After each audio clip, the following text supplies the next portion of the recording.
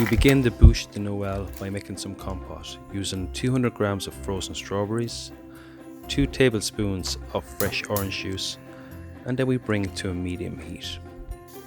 Once on the heat, we add 50 grams of caster sugar and we bring it to a rolling simmer. Crush the fruit as you cook. Then add a quarter teaspoon of mace and a quarter teaspoon of mixed spice. Once cooked, which should take about 15 minutes, allow it to cool. Next, we beat 6 egg whites. To this, we add a tablespoon of cornflour.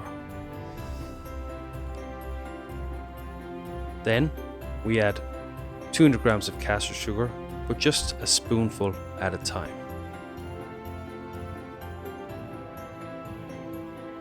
Whip the meringue to stiff peaks. Spread the meringue onto a flat tray lined with baking parchment. Make sure the meringue is spread nice, flat and smooth. Preheat the oven to 155 Celsius and cook for 25 minutes.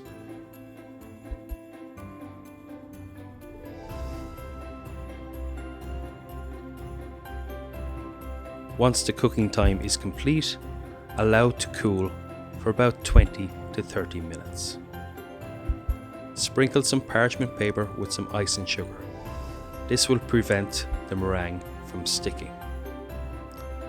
Carefully remove the parchment from the back of the meringue and sprinkle the top with some icing sugar also. Next, we whip 500 ml of cream to stiff peaks.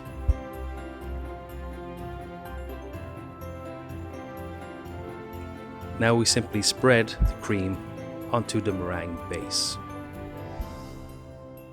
Then we take the cooled compote from earlier and simply dot it around the cream and the meringue. We also take 100 grams of fresh strawberries and spread them around the meringue. If you have a little lemon curd, this is a great place to use it, although it's not completely necessary. Carefully fold the meringue in a double motion like so. Next, top with extra strawberries, fresh cranberries and some sifted icing sugar. And that's it. Your white Christmas log is ready to enjoy.